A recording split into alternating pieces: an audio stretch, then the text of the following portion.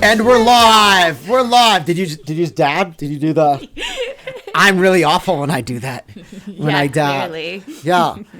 By the way, your hair looks amazing. By the way, is this Thank a new? you. Is this a new thing or this is the longest I've ever seen it. I think. Really? Yeah. I do have very long, thick hair. I cut it a lot. Well, I used to cut it a lot more often, but then COVID happened, so I just got lazy. And Yeah. Do you cut your own hair or do you go to someone? Oh no, I need a professional. you don't. It looks professionally done. Looks great. Looks great. Guys, welcome to the show. Welcome to the pod. This is my new song. Welcome. No, it's not. It's not the new song. I'm here with Emily Tang, host, broadcast journalist in the streaming scene. I want to say Twitcher, but you don't say Twitcher, right? That makes me uncool. No, we don't say Twitcher. What do we say? Boomer. I'm a boomer. Technically, I'm Gen X, but okay. What's the term then? What's the term for people who Twitch? Streamers. Streamers. Because we stream. Because you stream. Live stream. That's where it comes from. Live stream. Now, Twitch is the main platform. Do they have the monopoly on that? I wouldn't say so because YouTube also does streaming. Oh, really? Okay. It's pretty much just Twitch, YouTube, Facebook is also trying to get a piece of that pie, but piece of the pie. Yeah. I'm not the biggest fan of Facebook, the corporation. I mean, hey, they're all owned by some kind of organization, or all of these platforms are owned by some corporation. Yeah. But if I'm gonna stick to one of them, it's probably gonna be the one owned by Amazon. Amen. And that's Twitch, correct? Yes. Twitch. Okay, that's right. Twitch. So you don't say. So you just say you're streaming or you're live streaming. And that's universal code for it. Doesn't matter which platform you're on. Mm-hmm. And how long have you? I guess we'll just get right into it. I'm gonna probably announce the topic of the day, and that's breaking into entertainment as a minority. That now that the audience knows what the hell we're going to be actually discussing, we'll probably talk about 1,000 other things. But how long have you been doing Twitch? How long have you been on the Twitch? The old Twitchery. Twitch was actually a pretty recent discovery thanks to, well, I hate to romanticize COVID, but right. The quarantine actually made me discover Twitch. So really, in order for me to really get to the topic, I think we'll have to go back 100 years ago, right after I graduated from college. Okay. And I like in the early 1900s. Exactly. Yeah. This was before we had the telephone. Right. Hello. So when I was in college, I was actually supposed to study pre-med, like all the other Asians. Yeah. And then my senior year, I was like, I think I want to go into broadcast journalism, just because people started saying like, hey, you give these great speeches at these community events. You're a great MC. Why don't you, think about it seriously? So after I graduated from college, moved out to Los Angeles probably 2 weeks after I graduated, and got an apartment with this roommate in Beverly Hills. And she was an actress. She was this beautiful blonde girl who was an actress. And I guess she had all those, what do you call those? Like those dating apps, but for actresses, like those Actors Access. Actors LA Access, casting, LA casting, right? Actors Access, LA casting, Backstage West, I understand, So she probably dating apps, but for actors. Yeah, That's it great. matches actors with jobs. So she had a lot of those.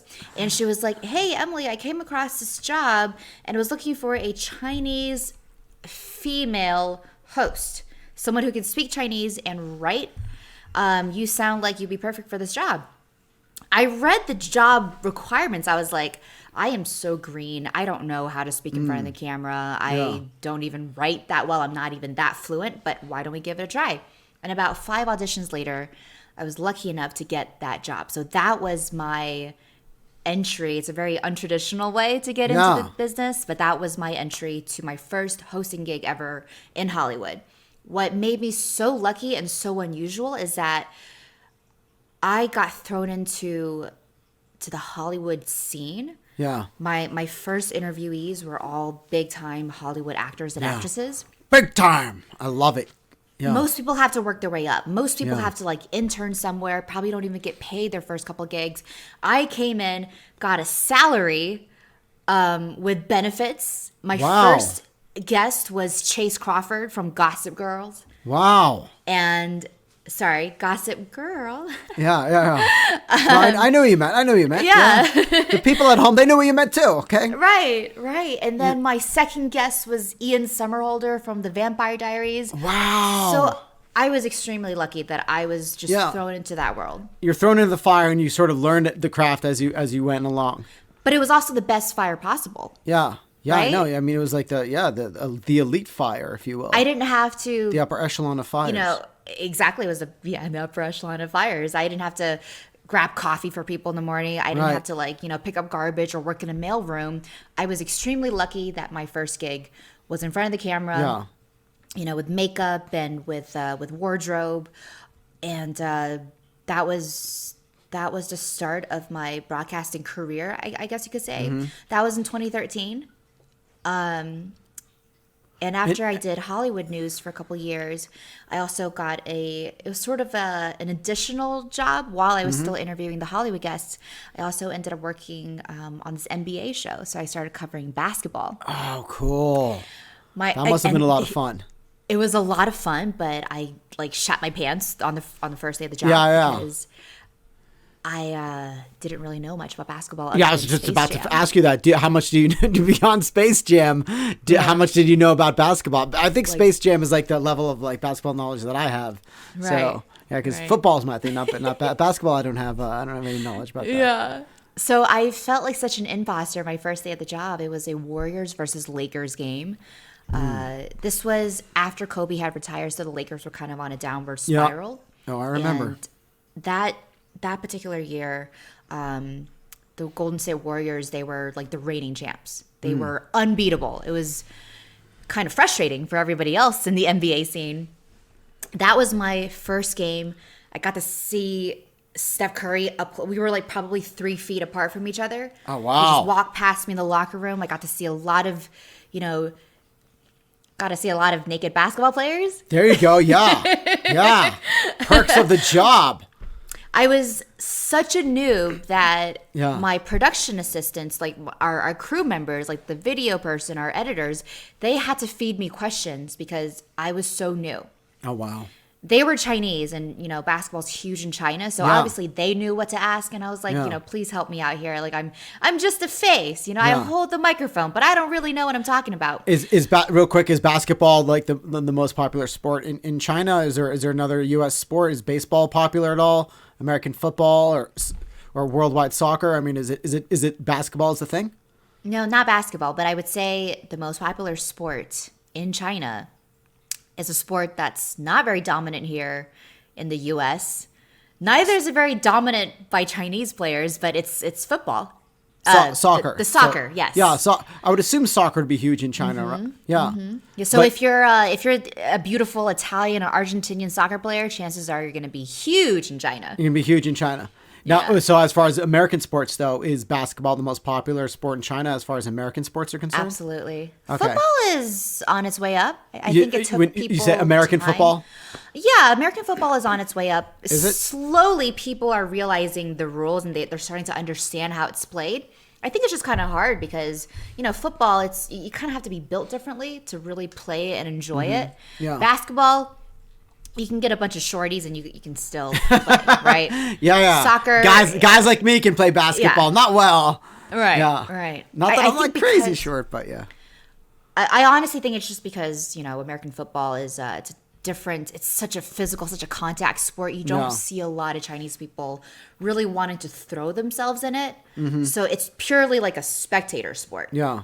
Well, are you first generation American? Were you born in the United States and your parents are both from China? I'm Chinese. I was born in China. You were born in China? Everyone in my family's born in China except for my little brother. He was born here. And then at what age did you move to the United States? When I was 5. When you were 5. And to where? To San Francisco or to... We actually arrived in Dayton, Ohio first. Really? Okay. My dad... moved out. My parents moved out here because they were both medical students. Okay. And they were working at a lab in Dayton, Ohio. So I wasn't there for very long. I think just a couple months. Got thrown into kindergarten, I believe. Okay. And then we moved to Philadelphia. Oh, wow. Yeah. Cool. Philly's my a great city. I dad- love Philly. Yeah. Philly's a great Yeah, city. that's right. Philly's a great city. That was when I went to my first elementary school. Okay. And again, I pretty much just followed my parents around because they had different medical programs, different medical schools. And you know how you go through like residency and all those different kind of training. Sure. So then my dad had to relocate the family to the Bronx, New York. Wow. You're almost like a military brat with all your moving around in your childhood. Totally. Yeah. So now, wow, you've lived in some really cool areas. So we got Ohio, we've got Philly, now we've got the Bronx. All right, go on. Yeah. The Bronx is probably where I spent most of my childhood. I think about like 4 or 5 years there. What? I had no idea that you lived in the Bronx. This is so cool. Yeah, Oh, that's awesome. ghetto. Yeah. Oh, the Bronx is dope. I love. Okay, yeah, go on. And then we had to move to Boston for a couple years. My dad was doing this program in Harvard. Yeah. And after Boston, we shifted over to the Bay Area. Mm-hmm. Was So, this when you lived in Boston? Was this pre Tom Brady or post Tom Brady? Did Tom Brady exist yet? Was this before or after 2001? I think this was pre-2001. No, Okay, no. This was after 2001. Okay. What am I talking about? So it's Yeah, post, I was so in it's high post, school. So it's post TB. Okay, so it's during the Tom Post-TB, Brady. yeah. It's during the Tom Brady era. All right, Yeah. the New England Tom Brady era of New England. Sorry, I The had to thing mention is, that. Yeah. I was a Patriots fan because, you know, you kind of can't really No, don't live be in a Boston. fan of anybody else. I right? wouldn't live in Boston as another fan. You will get Yeah. killed. That would Yeah, not I be didn't a want to smart get beaten move. up. Yeah, you would. And you would too. Yeah. But I just remember that the Patriots, because they were so popular, Yeah. getting home could sometimes be difficult on a game day. Oh, because sure. there would just be so much traffic. The buses were pretty much like always at a stop. Yeah. Subways are crowded, and it was insane to live in Boston during those times. But I bet. loved it. I bet. And then the final destination was San Francisco or just outside of? Outside of San Francisco. So Bay Area. Yeah, Okay. I'm not Bay super familiar Area. with the geography around there. Okay. So when you say Bay Area, is that like north of there? Is that south of there or? Like slightly north of the Bay Area. Okay. Because my dad wanted to be close to San Francisco, but we didn't want to live in San Francisco because of all the earthquakes. Yes. So we Are lived there farther. less earthquakes on the outskirts of the city? Is it worse? Is like the fault line worse? Like does it go through the city? No, it's way better. We don't really feel anything. Oh, I've really? actually felt more earthquakes here in LA and Vegas than Yeah. over in the Bay Area. Yeah. People forget that Vegas gets earthquakes. Obviously not Yeah. as much as SoCal or parts of Northern California, but Vegas does indeed. Wow. So okay.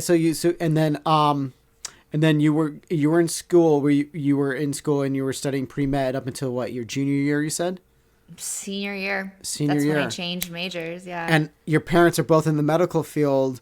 Your father's an anesthesiologist, yes. right? Just like yours. just like my dad. Yeah, yay anesthesia. You Yay, need it. You need it. druggies. Yeah, you don't want that guy to mess up during the operation. You wake up in the middle with your chest wide open. So what? How did your family feel about this? Because you're going to med school, you're following in their footsteps. I can somewhat relate to this actually. My parents were not super thrilled when I was like, yeah, I'm going to be an actor.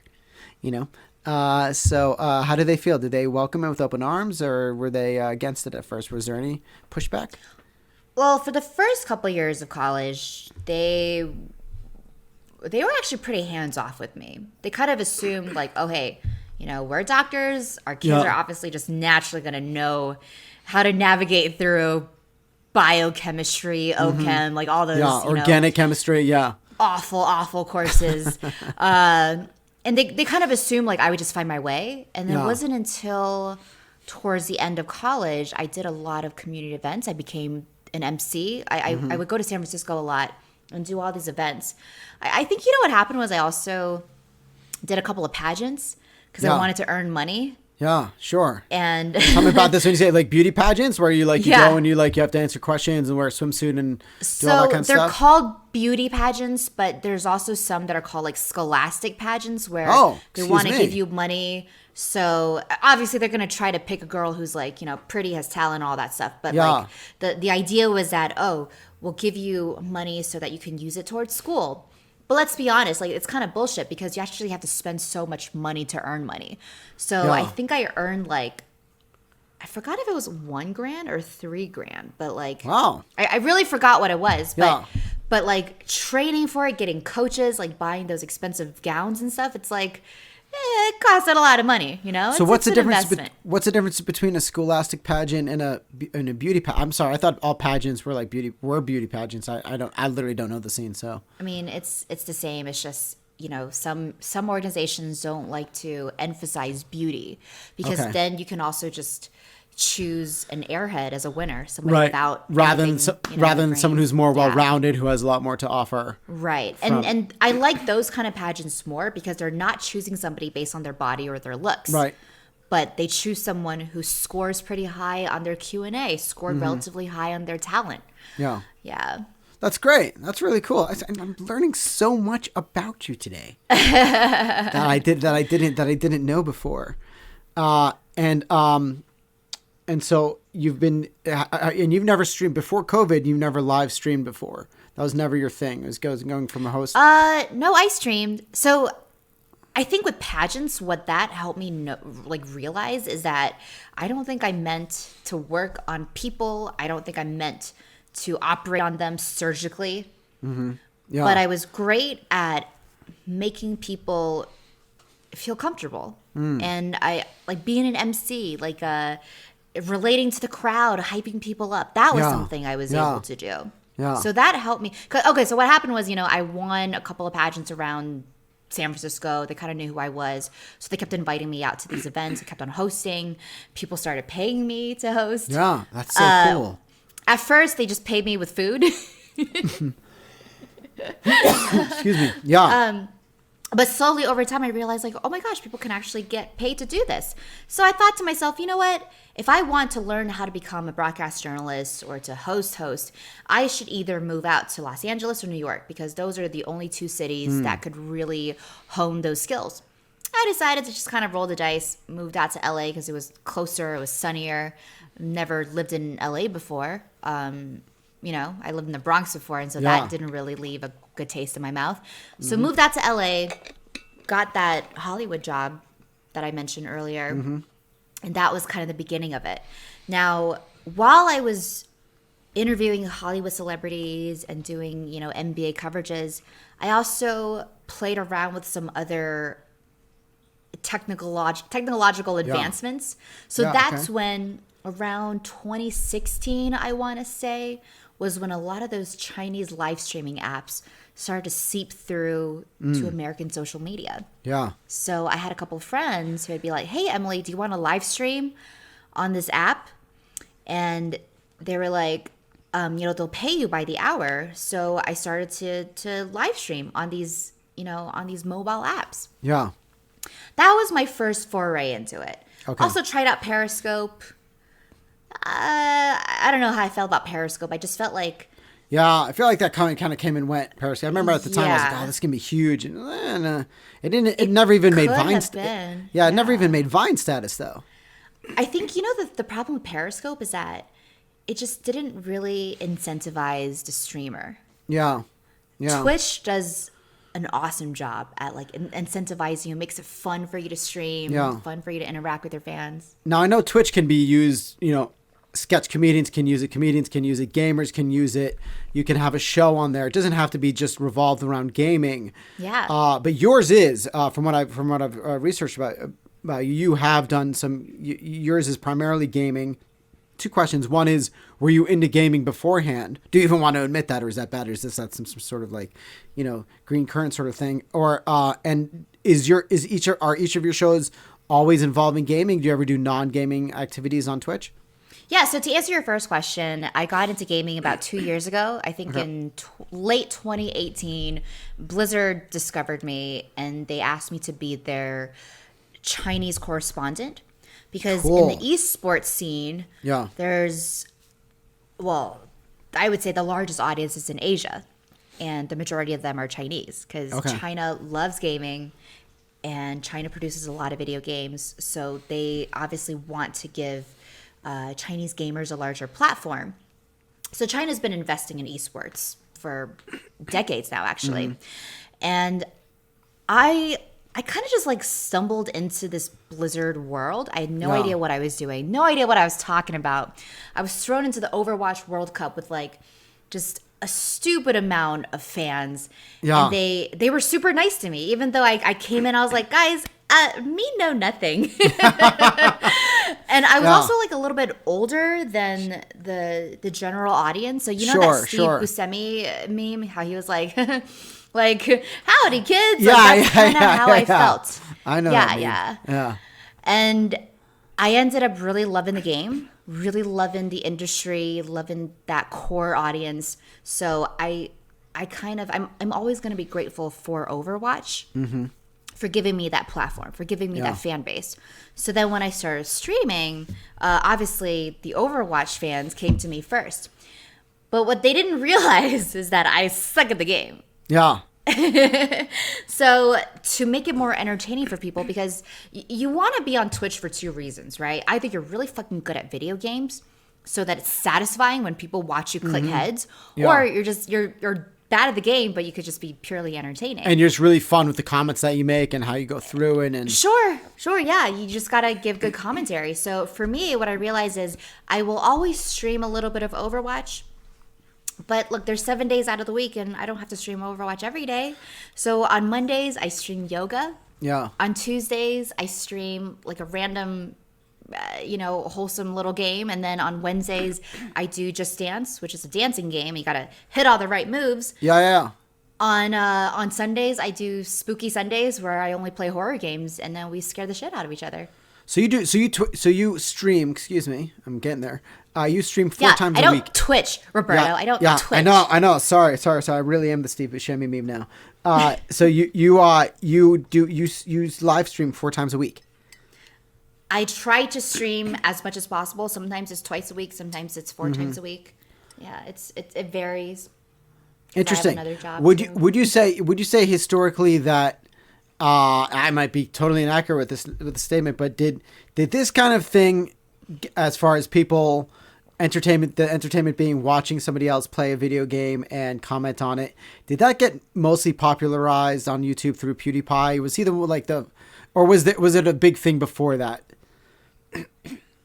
It's actually been big for a while. Before him. Okay. Yeah, I can't explain the history. Yeah, I can't explain how PewDiePie per se got huge.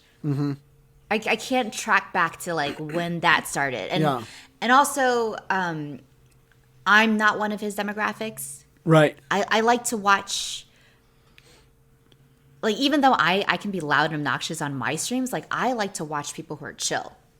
Oh, okay. Oh, interesting. Okay. Yeah, I like the people who I like. You don't want someone that's just like, oh, don't do this now.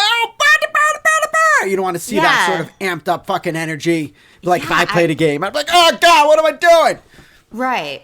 I think it's because I'm like that. I need somebody who's like the opposite. Right, to kind of calm me down. You know how like you see a couple and like you see the man and the woman, they're completely different, but they also like mesh. That's what I look for when I watch other content creators. So want your opposite.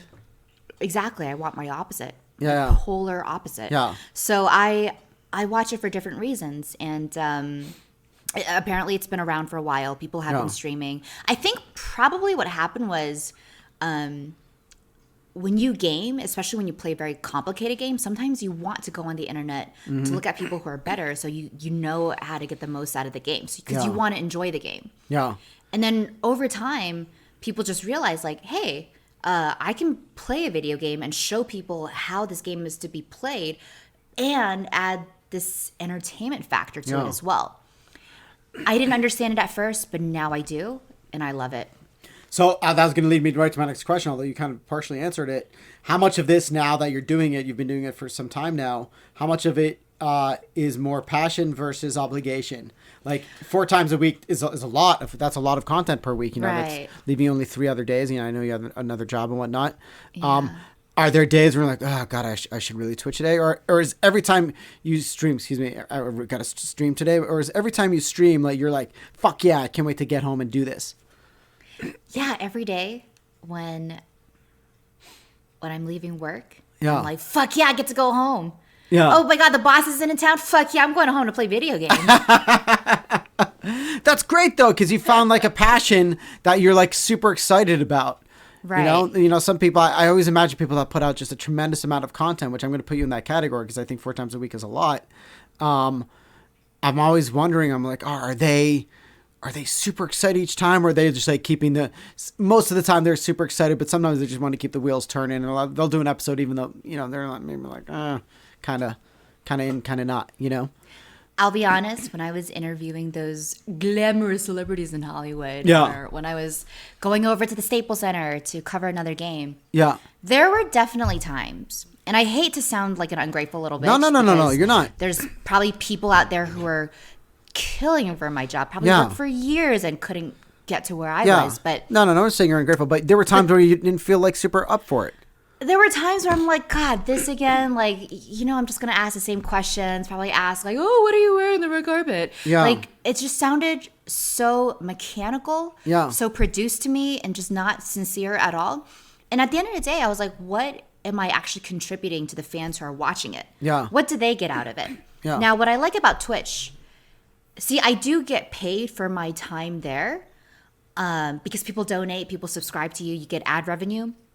But even if nobody was paying me for it, I would still enjoy it. You know why I find it so enjoyable? It's because when I get to talk to these people, and look, a lot of your audience members are probably introverts, right? Most gamers are. So people who consume gaming content, maybe they're a little introverted. Some of them probably a little antisocial. But when they see someone, me, in front of their screens, and I'm asking them, hey, like I'm genuinely asking them, like, how was your day? Like, what was the highlight of your day? Like, oh, if you're feeling shitty, like what's making you feel so shitty? I ask them these questions. We actually create a connection, and that's what they're looking for. So I Yeah. actually feel like I have these one-on-one moments with people from time to time, Yeah. and I'm there to make them feel better about And themselves. that's amazing. And it feels so much more organic. It also sounds like, and this is something that I try to connect with, it sounds like you've made the connection with passion when passion meets creation Absolutely. versus previously in your other job. Once again, nobody's saying you took it for granted in any way, shape, or form. And clearly you've made that statement. But there were times when you just weren't like super psyched to go execute because your passion wasn't on par with the level of creation. And I think it's so amazing, and you should feel truly blessed. I mean, you should feel how you want to feel, not based off of how I think you should feel, but you know, I would feel truly blessed to be doing something where like, oh, I get to do what I love. And it sounds like you've found that with live streaming. Am I correct in that? Right, because when I first got into hosting, as I think I was 21, I was like, oh, I want to be a broadcast journalist so I could be on TV. That was my only goal. That was your end goal, no is be idea on why. fucking TV. Yeah. Be on TV. Yeah. And then when I was 22, I got that job, and I was like, okay, great, I'm on TV now. Even my grandma over in China can see me. Yeah. But after you reach that goal, you're like, okay, well, what do I do next? And that's when all like the existential stuff kind of kicks in. You're like, wait, why do I want to be on TV? What am I Exactly. actually achieving? Like Yeah. I kind of had this like weird identity existential crisis, I guess. Yeah. I was like, I need to do something fulfilling that even if nobody was watching, nobody was paying you, I would still be happy to do it. Yes. And yes. what I like about Twitch isn't the fact that I'm on camera, isn't the fact that I'm playing video games and enjoying myself.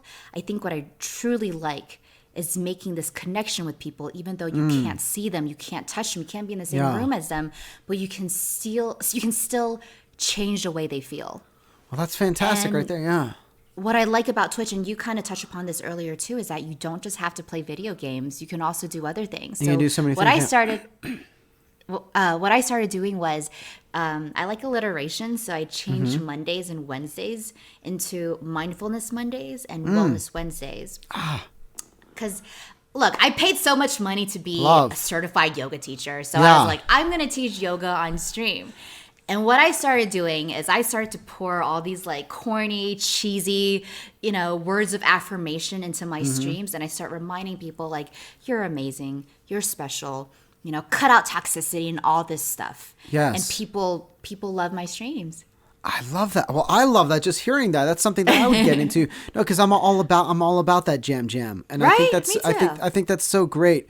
I'm all about finding your core happiness, finding what makes you tick, and I love that it sounds to me like your main base level of like what you love about this thing is the human connection. Absolutely. And I think that's so fantastic that you've discovered that at a young age. Thank you. And yeah, because I mean, I live in a constant state of fucking existential crisis. I'm always just like, why am I doing what? You know what I mean? Half the time I don't even know. And so I'm always so fascinated, hearing people's journeys and their discoveries about themselves, especially when it comes especially when speaking in terms of creation and finding that passion that you're like, oh my gosh, this truly makes me happy. And I get to give back and I get to connect. And that's so cool. I think, some people, me specifically, I'm calling myself out. I might have sometimes superficial judgments about, it's like, oh, Periscope, what the fuck can you even do? Twitch, I mean, that's not my, you know what I mean? Without really looking into how people can truly utilize it, and not just for the better for society, but for the better for themselves. And it looks like you're hitting it on both of those marks, which I think is absolutely incredible. And you asked something earlier that I kind of forgot what the question was, but me too. I remember the goldfish. What it reminded me was that, look, we are so lucky to be living in this golden age of technology, something that we didn't have 50, 100 years ago. Yeah. We have this, it's almost like having guns, right? You know how people are always like, oh, guns don't kill people, people kill people. Same thing with technology. Technology is not bad. It's the people who use it, who manipulate it, are bad. Who abuse it. Yeah. But you don't have to do that, right? So I see technology as this amazing tool, and it's up to you as a content creator, and for whoever's listening to this podcast, this particular episode, this is probably the thing that you want to get out of, is that there's so many platforms. We have like a buffet in front of us, but we have to be very cautious of which platform we choose. It's important to maybe try each of them. Try Instagram for a couple weeks. Try TikTok for a couple weeks. YouTube, Twitch, whatever it is, and you'll find that maybe TikTok doesn't work for you. Maybe Twitch doesn't work for you, but you will find one that does work for your personality, your brand, and it's up to you to figure out how to entertain your audience.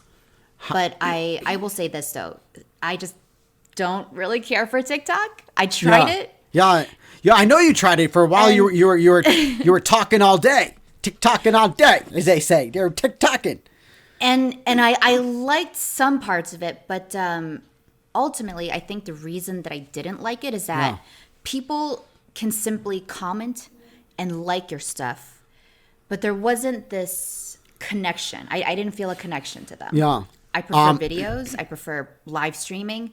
And hey, if you're the kind of person, you don't really like to connect with people, but you just like to post pretty photos or videos about yourself, IG all day. TikTok is great for you. Exactly. That's great. But if you're like me and you're just going to you're just going to lose your passion, then maybe try something else. Now, how much do you, speaking of those other things, and we'll circle back to something else that we need to discuss, how much like cross content promotion do you do as far as utilizing the other social media platforms, as far as building up your brand? Because that's essentially what you're becoming, right? How do you use IG and TikTok and whatnot, Facebook, YouTube, whatever the fuck, to repost? Because your live stream gets saved, right? And it lives there forever on Twitch. Yes. Am I correct? So do you ever use those other platforms to promote Twitch? I think the basic rule is always use other platforms to cross promote, but to get specific with each platform, because they work differently, and everything's a different monster, you actually have to do what works within Twitch. Yeah. So if you ask me about TikTok, it would be a different answer. Instagram is a different answer. For Twitch, Sure. though, I think the key is to slowly make friends with other streamers, collaborate with them. After you're done with your stream, you can also raid somebody else's channel to grow your fan base. Oh. And if people like you, let's say, Roberto, you really like me and you were streaming with 100 people watching you, you can also come to my stream, throw all of your 100 people into my little room, and then I'll be like, oh my God, Roberto Raad, hey, thank you so much for the stream. Thank you so much for the raid. Next time, I'll bring my 100 viewers to your stream. Wow, that's a thing you can do. That's so amazing. Mm-hmm. Yeah. Wow. That's a pretty cool feature that Twitch has. I wasn't aware of that. It's a different beast. And the reason that you should always cross promote, because you just never know who might be watching and paying attention on other platforms. Right. But the reason that it doesn't work 100% or it's not always effective is because people who like Twitch generally don't care for Instagram. Because they see Instagram as having just, just a ton of garbage. Yeah. It's not the type of content they like to consume. Yeah. They might like Twitter a lot. So having a Twitter account might be more useful for Twitch. Interesting. Well, I want to get into we talked about a lot of interesting topics right now, but I do want to get to our main topic. Yeah. This is around the time that I usually get to my main topic, which is about 30 minutes into the actual podcast. That's around the time that I actually start to dive into what we're actually supposed to be talking about. Yeah, of course, because you got to wine and dine me a little bit. Got to wine and dine, you know what I mean? I'm just gonna throw you the steak, you know. I want you to, you got to have your appetizer You got to first. work for it. You know? But we are going to talk about breaking into entertainment as a minority. And entertainment, obviously, is it's almost a generic term now because it can mean so many different things. You know, from blogs to vlogs to live streams to TV to film to shorts to you name it. You know, digital media. What do you think? Is it? We've already talked about kind of who you are, what you do. Entertainment as far as what it entails. I feel like it's such a large amount, especially once you throw in digital media and social and whatnot. Would you say, so let me start off with a question. Would you say as far as breaking in, it's easier today than it was in the past from a minority perspective? I guess it all depends on how you define breaking in. See, for me, and I'm a very lucky minority because I'm Asian. Okay. Now, if I was maybe a different ethnicity, I don't know, maybe if I was, like Middle Eastern. And like me. Although I'm very white Middle Yeah. Eastern. Hey, my mom's from Australia, but my dad's Lebanese. I'm Lebanese. Okay, go on. Like, if I was Pakistani, for instance. Right. And, Pakistan isn't a huge country that consumes a lot of Hollywood content. Maybe I wouldn't be as lucky. I was lucky that I'm Chinese. I speak, one of the second most popular languages in the world. And Chinese people are huge consumers of all forms of entertainment. So I got lucky that they needed me. Yes. Now, if I was French, maybe I wouldn't be as lucky because there's also like other, very good French-speaking people over here in America. But I got lucky. Now, the way that I broke in was really just because of my ethnicity. Yeah. in this situation, it was a major plus and bonus that got you in, right? Your blonde Beverly Hills roommate at the time, she wasn't getting called into that. Exactly. Yeah. But that also kind of shows you, man, like 15 years ago, I would not have gotten this gig because China was down here. Nobody respected China. Now everybody's like, oh, you're Chinese. Like, please help out my brand because we need like a Chinese ambassador. So I got lucky. So for me back then, breaking in meant being on TV, like a legit broadcast syndicated channel. Nowadays, it's hard to break in, but also you get to be your own like self-produced broadcaster. Like when I do Twitch, I'm like, dude, this is amazing because it doesn't take a whole village. I do everything myself. I'm my own camera person. I'm my own, audio specialist. I'm my own editor. It feels amazing. You're your own one-woman gang. Right. Just So I would literally say, doing it all. So wouldn't you say that breaking in literally just means putting your content out on the internet? If that's how you define breaking in, then it's Yeah. easy. What But is breaking in exactly? I mean, I guess, like, is it getting to a certain tier? Is it getting to a certain Right. success? Is it being paid for your content? Like, what does it mean Right. specifically? Right. That's a great question to which I actually don't think I know the answer immediately without putting it in that's some still heavy hard. thought. Yeah. That is still hard. It's always going to be hard, but times are always going to change, and And you evolve. just have to. Yeah. You just have to be a student of your own industry. You have to have your pulse on. Let's just take Twitch for instance. You have to have your pulse on the industry. You have to read a lot of articles, study, watch other people stream. If you like what they do, take it, steal it. If you don't Yeah. like what they do, don't make those mistakes. Would you feel like digital media gives a more even playing field as far as minorities are concerned, as far as, different sexes is concerned, whether you're male or female or Asian or African American or Caucasian or whatever you are, Middle Eastern? Do you think it's a lot more of an even playing field than, say, the more traditional entertainment industry, as far as television and as far as film and whatnot?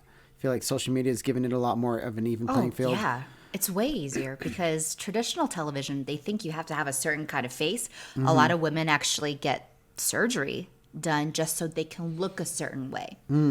Let's be honest, all those meteorologists, all those people on those desks of local been television, done they up. all look the same. Yeah, they do. Yeah. Yeah. There's a certain look. But if you take a look at some of the biggest streamers over here on Twitch, they come in all different shapes and sizes. Yeah. And That's fantastic. People actually are gravitating towards this natural, relatable, just sort of average type of beauty. Because if you're too beautiful, people are going to be a little sus. They're going to be like, what type of work has she done? Or, because she's so beautiful, she can't possibly have a personality. What you doing here? Yeah. Interesting. So, they don't want model types. It gives, right. Although, if you're beautiful, it doesn't hurt. But Right. you can't just be beautiful. You have to have a personality. Yeah, you have to Because give your some beauty sort of can only take you so far. And Right. that's what I like about it. Because anybody can be beautiful with a little bit of work here and there. Yeah. But what really makes people come back is personality and the ability for you to make others happy. Yes, and connection. It comes back to connection, it sounds like, right? Always. Right. So social does even the playing field more, are some platforms more so than others? I mean, you kind of touched upon that.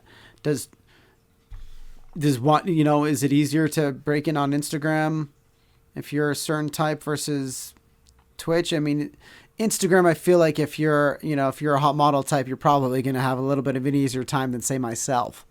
And I'm not trying to, sound better by any stretch of the imagination as far as IG is concerned. But are certain types or even, certain demographics more likely to make it on different platforms versus others, you think? Sure. The secret with Instagram, honestly, is if you are financially stable and you have a couple of thousands per month, you can actually pay these agencies for them to verify your account, for them to boost your account, and because Instagram is actually very pay to play. Interesting. So there's agencies who can manage your account for you. Because I've always wondered, like, how do those girls get thousands, quarter million, half a million following? And I've never really heard of them, and I've never really seen their work. It's because they have money, or maybe somebody financing them to have these agencies. And this is an industry secret that I know about because one of my friends does this. She works at one of these agencies, or she utilizes one of these agencies. She she kind of works on the agency side of things, but basically she manages a lot of influencers and adult models. Okay. And so she has to manage their OnlyFans. But what is OnlyFans? OnlyFans is can only exist really thanks to Instagram. Instagram is just kind of like a paywall for OnlyFans. Yeah, right? OnlyFans just seems like IG plus in a way. Like you get IG with some extra stuff. You pay this, and now you get to see the full Monty, so to speak. So she likes to manage girls with a huge OnlyFans following. Well, how do they get a huge OnlyFans following? Via IG. You gotta get big on IG. And how do you get big on IG? Well, you gotta Zucky likes the cash. Yeah, interesting. So so basically IG is a bunch of people paying. Bunch of people but so paying. is Facebook. So is Facebook very much so. That's Yeah. the mantra of the Facebook Corporation. Yeah. Do you even fuck with Facebook? I'm on Facebook so little. I used to be all about Facebook. I'm on Facebook so little now. I use it somewhat to connect with family because I have family in Australia, Brazil, and Lebanon, and around the United States, and that's great for that. And some friends, and sometimes to promote stuff. But for the most part, I used to go to Facebook a lot more for to absorb and consume content, and not so much. From a content perspective, I don't even know what it is anymore. Yeah, exactly. Facebook is changing. Facebook gaming probably is still a little bit untouched by corporate greed. Yeah. But in terms of you creating your own Facebook page or even creating your own brand on Instagram, it's all pay to play. And I don't really want to fuck with that. Yeah. Interesting. I like organic growth. I want people to come because whether it's word of mouth or because they really just stumbled upon it thanks to the platform's own organic algorithm, I don't want to pay other people to stay. Yeah. Wow. Yeah. Interesting. Do you think that you have any advantages with these social platforms now in 2021 being a female and a minority?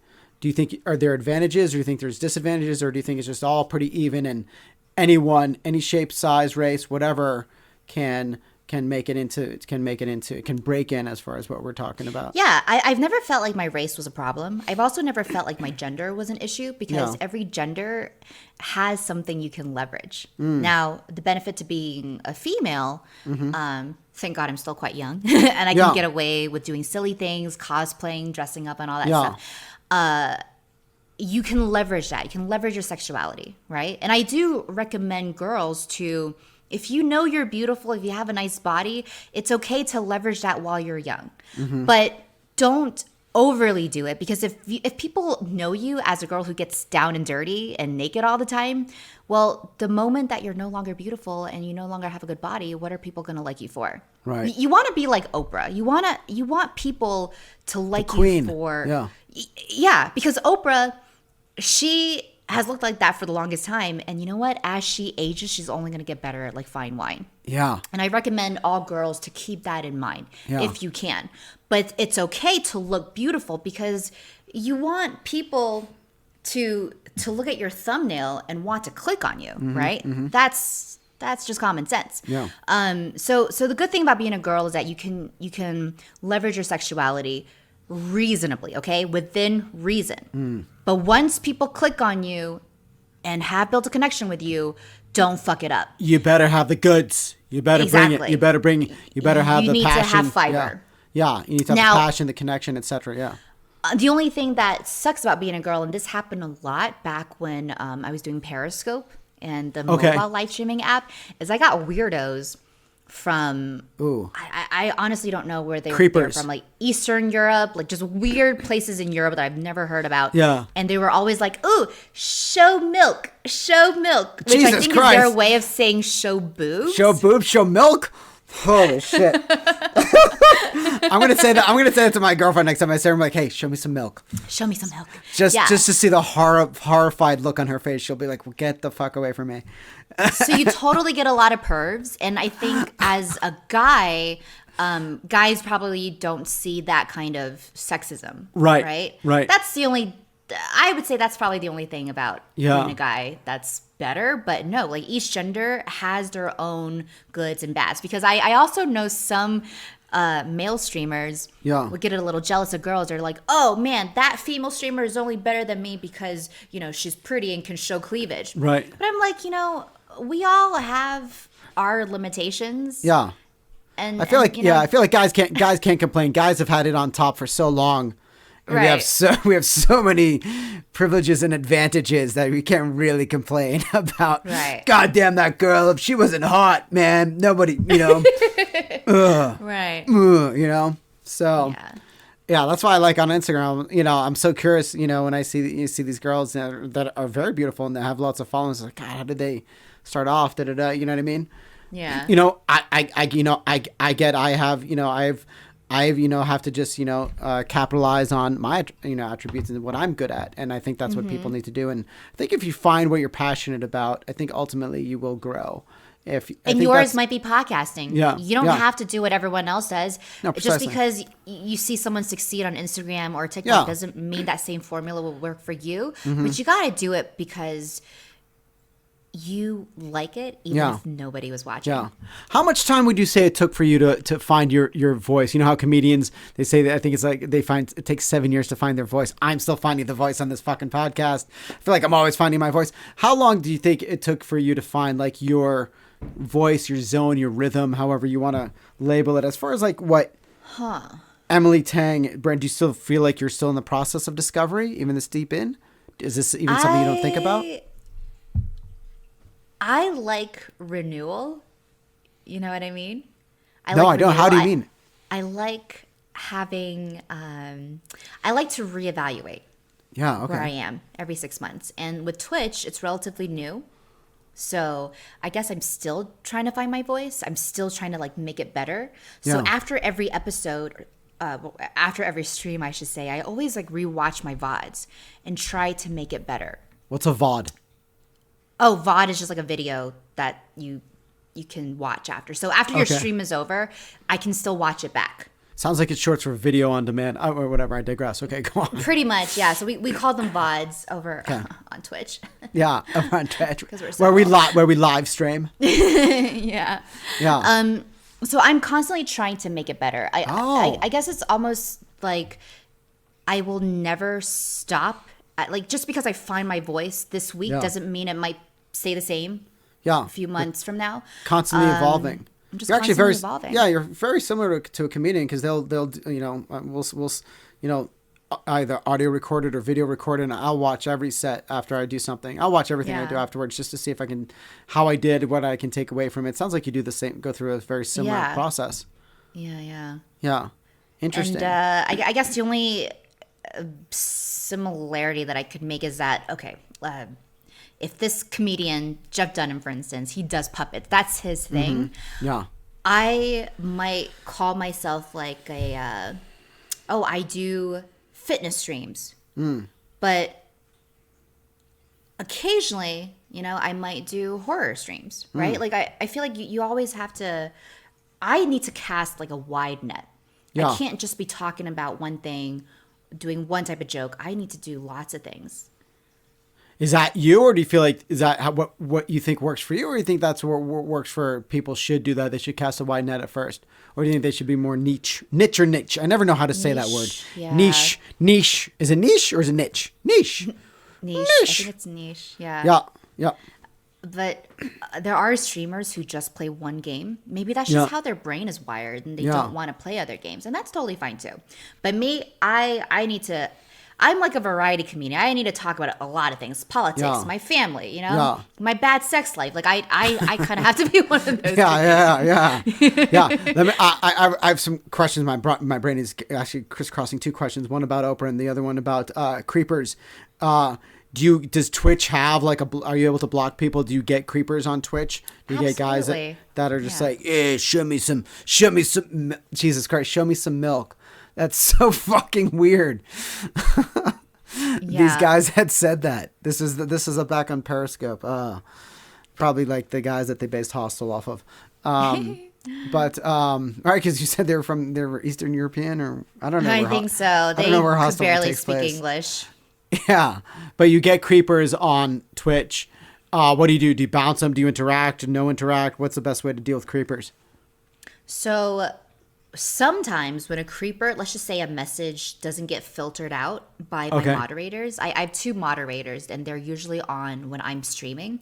So they scan my Quick question. I'm sorry. stream. When you say moderators, are like actual humans, or is this an algorithm, or what? Like, they're what is it? actual humans, and Okay. I don't pay them per se, but I give them like a little stipend every month. Okay. So I'm kind of like forming my own little company right now. Copy my that. own little Okay. production company. Okay, so talk to me like I'm a 2-year-old. How does this work? So you go on your live stream and they have it on their end and they can see the comments before they get posted? They have they basically watch my stream from a moderator view.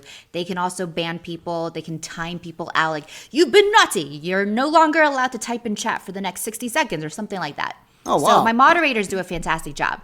Occasionally, if I see something that's extremely sexist, I will call that person out. I will also, while I'm streaming, I will be like, you motherfucker, I'm going to report you on Twitch right now. Make sure that we track you down through your IP and we're going to burn your house down. I'm going to fuck your sister. I'm just kidding. I don't say that. Hardcore. I'm kidding. I love it. I don't say that, but if somebody's particularly sexist, I don't care if they say stuff that are like pervy. Yeah. But if you're sexist or misogynistic, I need to shut them down right away. Yeah, because you don't want that shit on your feed. Right? And you also don't want I'm assuming you also, besides being disrespectful and whatnot and the obvious things like that, you don't want your other fans being subjected to that either, right? Yeah. And what I love about my community is that these are such supportive and encouraging fans that the moment they see somebody who's slightly like pervy or you see that this person's like moving the wrong direction, getting a little sweaty here, they actually shut him down in chat. I don't even have to do anything. Yeah. That's okay, good. So you actually have people that are they're kind of like the bouncers getting into the club, making sure the sleazes and the creepies, the creepos. You as the content creator, you set your own tone for how you want people to act on your stream, and so they get it. Now, how like did you set this up from the get-go that you were like, I'm going to need moderators to make sure that I don't get harassed by these jerks that the few jerks that are out there, or is this something you discovered when you were like, oh shit, I've been doing this for a while now, I'm starting to get a lot of jerks? It all happened organically. So when I first started, when you only have like 10 or 15 viewers, you can manage on your own. Sure. And I was just moderating on my own, and you can definitely multitask. Once I started hitting 20, 30, sometimes, like if I'm doing yoga back here, I can't always monitor what my feed is like. Then I had this one particular acquaintance. I've never met him. He's this cute little gay boy who was a college student and studies stats. He's super cute. Oh, very cool. And he was constantly on my stream and always like being super supportive and giving me advice on how I can like adjust certain things on my stream. So I was like, hey, his name is Landon. And I was like, do you want to just be my moderator? And he was like, oh my God, yes, absolutely. And I love that energy that he brought. So he became my moderator. Oh, very cool. Slowly over time, as your audience gets bigger, you start to know who's always there watching your stream and who becomes your like Twitch friends, and then they become your moderators. Yeah. Interesting. I noticed, by the way, I got to call it out. That's Hello Kitty in the background there. Yes. I don't mind saying I actually really love Hello Kitty. My sister was big into Hello Kitty when we grew up, so I've always had a love for Hello Kitty. That when I went over to China, those few times I did, and I saw those Hello Kitty stores, I went into almost every one. just to look. I didn't buy anything. I actually bought some small stuff for my sister. But I don't know why I've always loved Hello Kitty. Technically, she's not really a cat. What's the controversy between behind the Hello Kitty? She's a girl, apparently. She's not an actual cat, which is so fucking weird to me. Right? What, do you know what it is? Is she like an actual? She's not like an actual cat, though, right? I didn't really understand that controversy. They were just making something out of nothing. I feel like they're always. But I would like Hello Kitty regardless of what she is, whether she's a girl, boy, cat, dog. She's just cute. Whatever she is, she just is. She's Hello Kitty. She's Hello Kitty. Yeah. What are these? Are these your headphones that you use when you live stream? Or is this? Am I seeing? They're my gaming headsets. And are you Emily Tang on Twitch? What are you on? Are you Emily Tangerine? I'm Emily Tangerine. You're Emily. Okay, so give me. So you're Emily Tangerine. Is that your social media profile name across the board? Pretty much. Yeah. And when I'm gaming, my gamer tag, which is like my handle in the gaming universe, is Noodle. Noodle. based off of your cat or kitten. My cat, yes. Your cat. No, My Lord and Master. Your Lord and Master. Can Noodle give us? Can we see Noodle? Where's Noodle? Can you summon her? Bring Noodle to me. I command you. Your chair looks so comfortable. I keep on adjusting myself in this fucking thing. For those listening, Emily has walked off to go get her cat. All right, Bruno, here she is. Did she just meow or is that My you? Lord and Master. Hi. She is not a fan. She's just like, yeah, I'm not in the mood for this shit right now. I do not want to be on camera. I've not put on my cat makeup yet. Do you ever stream with her? Do you ever stream with your cat? Do fans ever want to see her? People always want to see her, and she stops by a lot. But then usually when she stops by, she just wants to come over, step all over my keyboard, knock over my webcam, all that good stuff. And then all that good stuff. So is this the background? Yeah. Now, and when I saw your streams before, you have like lights in the background. It looks like you put up like pink or purple lighting or some variations of color. How much of that is part of the process of finding the right background, that you look cool, that you look good? Do you have a ring light in front of you and all that jazz? Like, what do you how much setup goes into this? Or are you pretty much like, just click her on, let's go? Oh, it's pretty simple. I just have some LED lights in the back. I try to have as little light as possible. Mm-hmm. And the only ring light that you see is really just from my webcam. Oh. It's like a built-in light that comes with my webcam. It's pretty strong. I like to stream in the nighttime because generally people come home from work and they just want to relax. They log into the Matrix, yeah. Yeah, so nighttime is a pretty good time to stream. And also, as you can see, like during the daytime, like there's so much light coming into my apartment. It would be hard to get the lights behind you to go. And it's also like harder to like really focus on the screen. Yeah. Yeah, interesting. Another thing that I recently started doing is I started to wear these like anti-blue light glasses. Oh. Oh, those are cool. Whoa. These actually help a lot because I used to get like eye strain headaches. Yeah. You know, when you're just like focusing so hard on your little screen. But these block out blue lights. Like even for you, if you're always staring at screens, like this is something that you should get. Do you wear glasses? Are you glasses? No. I can't. You don't wear glasses, right? I've never seen you with glasses. And these glasses, they don't have prescription, but they just block out blue light. Oh, interesting. Yeah. Very interesting. And when I wear those, I don't get as much tension on my face as much after I stream. So where do you see this? Do you have like an end game or goal with this? Are you just having fun, or you're like, I just want to see what this is? Is this something that like, I could see myself doing this for the long haul, or I'm just trying it out and seeing, what if I can turn this into something, or I'm having so fun, I don't even care. I'm happy doing this, and I'm going to grow. Like how much, like what, in 2 years, you're like, I might not be into this. I'm going to go switch it up. Or are you just having fun right now? Like, do you have even an end game with this? Yeah. I mean, hey, losing your passion, that's always a possibility. Yeah. And you always want to prepare for that.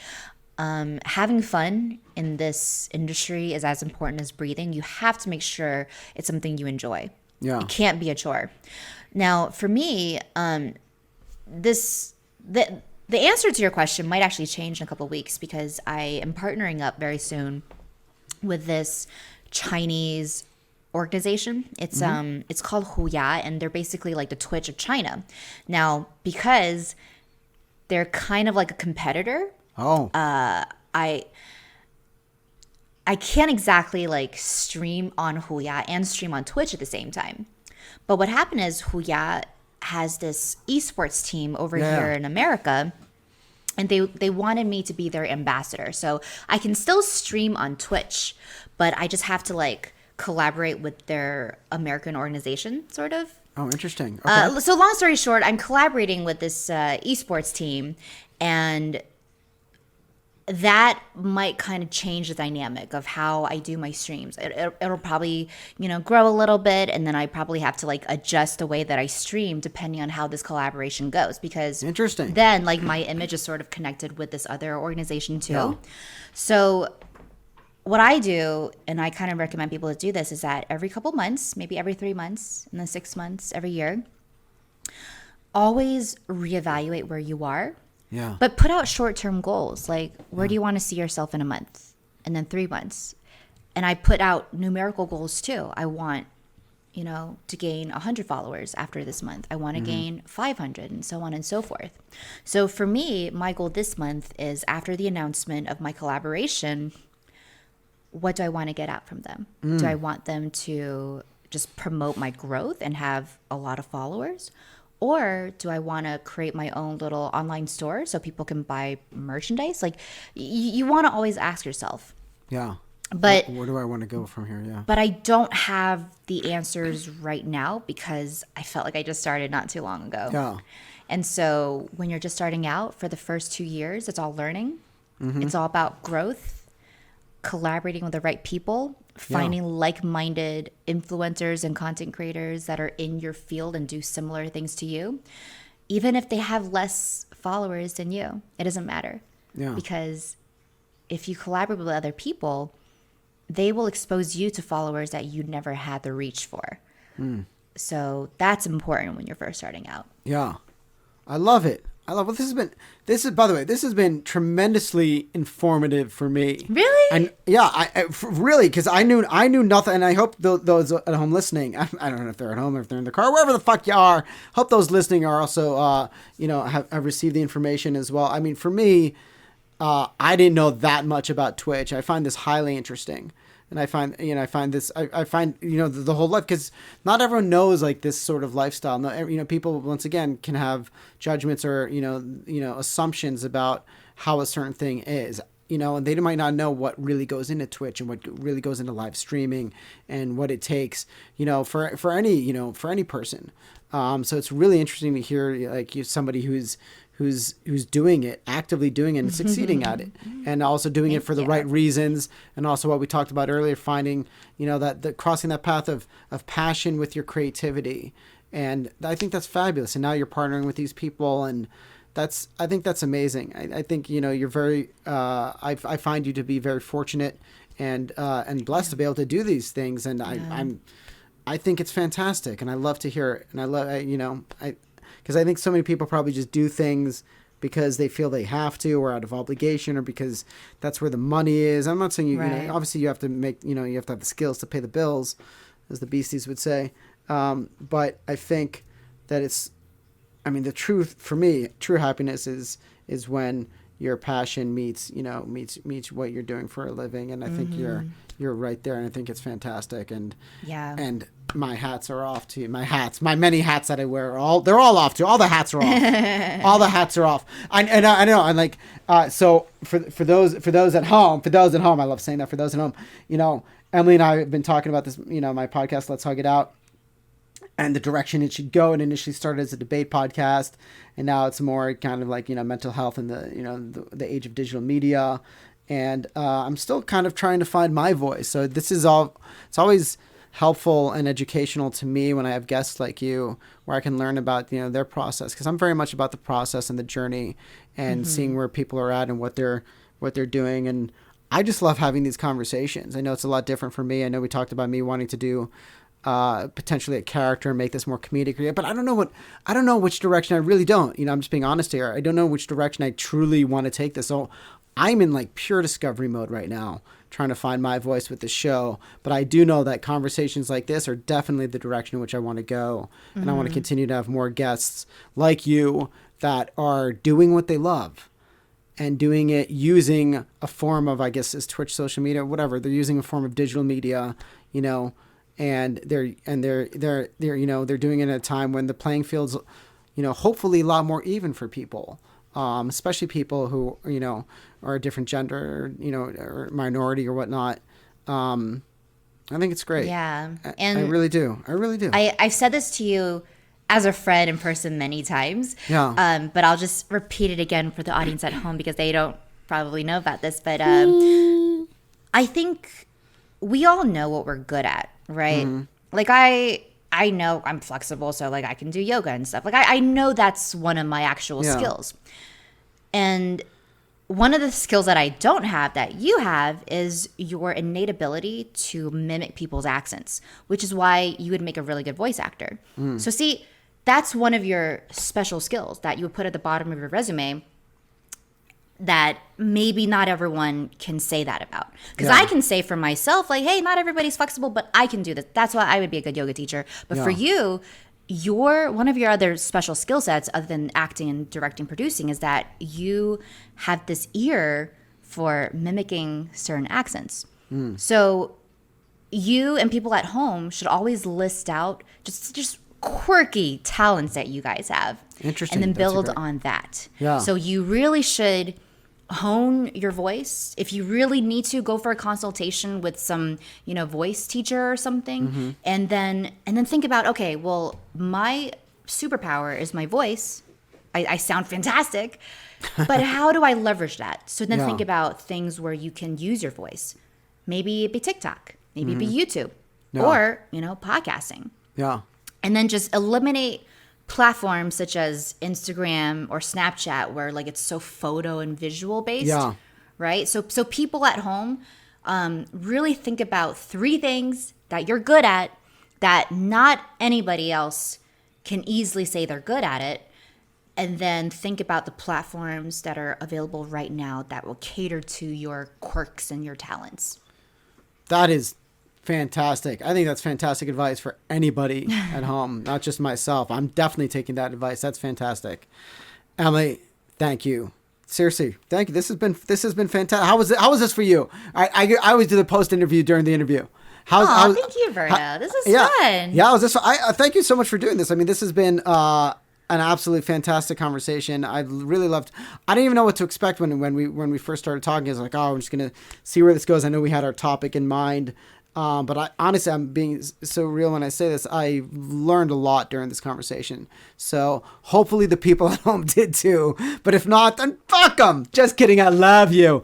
But I learned a lot. So I'm super grateful to have you on as my guest. So thank you so much. Good. I really hope that aside from all the nonsense that I talked about, like myself and whatnot, that there were key moments where people can actually take away some sort of a social media tip that they can use right now. I definitely think there are. And to me, I love learning about you, and I find you highly interesting, and I'm sure a lot of people at home would as well. Before I do my quick little outro, do you have anything, where can people find you? I know we talked about it before, but just so they can discover right away, go ahead and give us your handle, where you're found on Twitch and all that jazz. Hit it. All of my social media handles are just bland and boring. It's just Emily Tangerine. It's pretty much the same throughout all. And one last thing I did want to say, because I think you just mentioned that sometimes like you don't know what to do. Just try it. You just sometimes you got to do stupid things 5 to 10 times. If it's Instagram, make 5 to 10 posts. If it's TikTok, make 5 to 10 of those short videos and just try it. If you don't know which character to stick to, try them all and see which one sticks. Yeah. Don't be afraid to fail. Don't be afraid to fail. I was really scared to stream at first too, because I was like, well, what if nobody comes to my stream? Yeah. You just gotta I still have this scary idea of like, what if I sound stupid? I'm an imposter. Why should I be? I'm in constant state of, besides existential crisis, of imposter syndrome. And that's a thing I'm going to talk about in a separate podcast, but being like, should I really be here? Do I deserve to be here? What are people going to get out of all this? So I'm constantly in that state, and it's also, it's that fear that's stopping you, but you have to just not be afraid to fail, not be afraid to try things, and just really just go all out and commit. And let's just say that you did stick to a silly character and you might not be happy with it.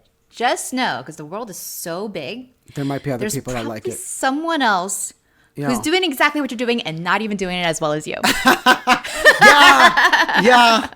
It's so funny. I was like, but that's going to put you into Freebird mode. You know what I mean? Like when I say But Freebird at least mode you're not the worst. Yeah. That's what gives me a peace of mind, because there's so many people that, like, as long as you're not at the bottom, you're fine. And then you just build it. You keep honing that character, you get better. And that's how the greats do it. When they first started out, they were all imposters. That's true. Yeah, so, I guess there's guys, that. I'm always just putting it. fears in front of myself, because I'm like, no, because I'm gonna have like that Freebird thing where it's like, you know what I mean? Like Leonard Skinner, they know they have to play Freebird when they play live. You know what I mean? Because that's play Freebird. That's what everybody wants. But they're probably like, fuck, we want to play everything but this, but our one hit that everyone wants to hear that we probably fucking hate. even though that's their greatest song that they've got, but I hear what you're saying, and I agree. I agree with what you're saying. Guys, thank you so much for listening to Let's Hug It Out podcast. Go ahead and find me on all podcast platforms. We're everywhere. We're on iHeart. We're on Stitcher.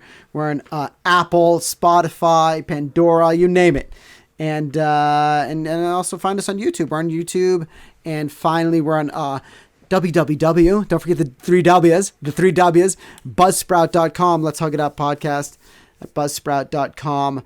Thank you so much. Are we on OnlyFans too? We're also on. You get a lot of great content on my OnlyFans. A lot of close up. A lot of. Let's say you see a lot of milk. If you know what I mean. That's what I'm talking about. A lot of man milk. Oh God, that's awful. I just made myself throw up in my own mouth. That's perfect. A lot of milk. Who said? I can't get over that those fucking sleazeballs say that to me. Show me your milk. What the fuck? That is awful. It really, I mean, I don't know. It's because in some languages, the word for boob, like for instance in China, the word for boob or nipple could be like the milk tip. Okay. Yeah. How do you milk comes out of? How do you say boobs in China, in Chinese? Rufang. Rufang. Am I saying that properly? Rufang. And the first part of the word means milk.